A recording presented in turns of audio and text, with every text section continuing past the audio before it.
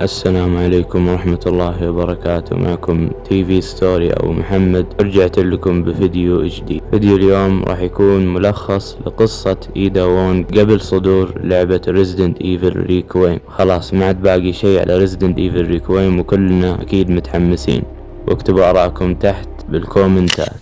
البداية في مدينة راكون سيتي في Resident Evil 2 ريميك. تظهر إيدا لأول مرة كجاسوسة أرسلتها منظمة منافسة لشركة إمبرلا لسرقة عينة من فيروس جي. لقائها بليون. تلتقي إيدا بالشرطي المبتدئ ليون كينيدي وتدعي أنها تبحث عن صديقها المفقود. تنشأ بينهم كيمياء قوية وتنقذه في عدة مواقف، لكن ينتهي بها الأمر بموت ظاهري بعد سقوطها من مكان شاهق.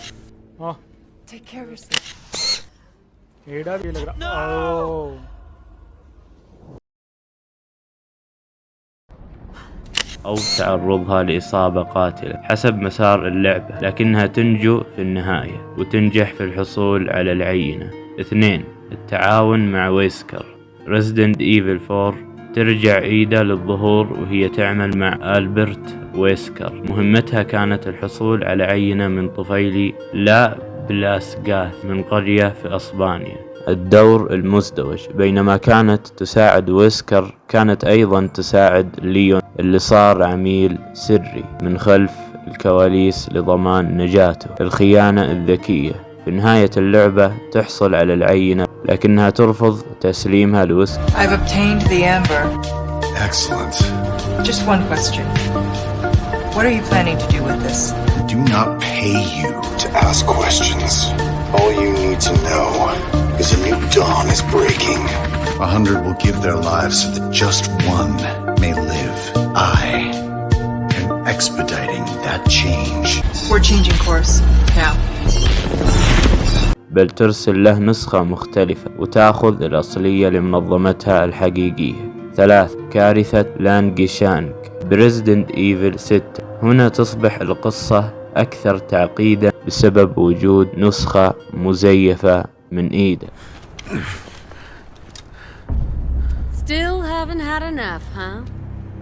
Even after losing all your men again. With your track record, I gotta say, I'd hate to be a member of your team, Chris. Don't listen to her, Captain. إيدا الحقيقية وإيدا المزيفة. نكتشف أن العالمة كارلا رادميس تم تحويلها جينيا لتشبه إيدا تماما بواسطة ديريك سيمون اللي كان مهووس بإيدا. تطهير السمعة. تقضي إيدا الحقيقية أغلب الوقت في تتبع كارلا، تدمير مختبراتها لتنظيف اسمها من الجرائم الإرهابية اللي ارتكبتها النسخة المزيف، وتساعد ليون وكريس ريدفيلد بشكل غير مباشر.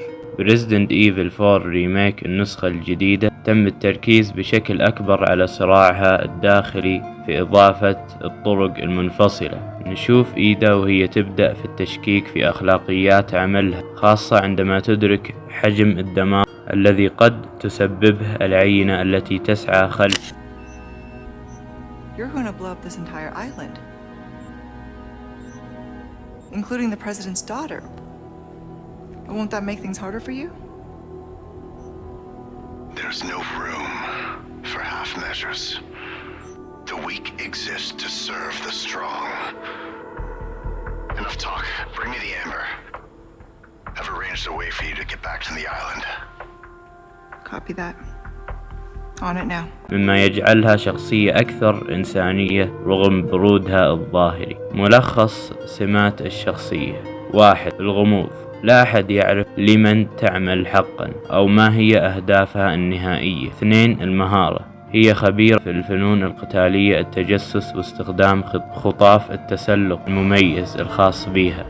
الارتباط بليون. كلهم يهتم للآخر لكنهم يقفان على طرفي نقيض من القانون. إيدا وونغ ظهرت أيضا في أفلام كرتون Resident Evil، تحديدا فيلم ديمينيش، حيث استمرت في لعب دور الجاسوسة التي تتلاعب بالجميع للوصول لهدفها. وبكذا نكون وصلنا نهاية ملخص قصة إيدا وونغ بالكامل قبل ما تنزل Resident Evil 9 Requiem.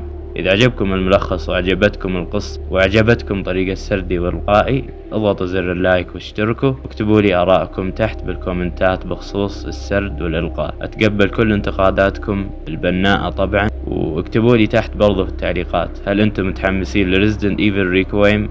أكيد الكل متحمس لها، وأنا بعد معكم من ضمن المتحمسين لريزيدنت ايفل 9 9 ريكويم. وبس، كان معكم محمد، فمان الله.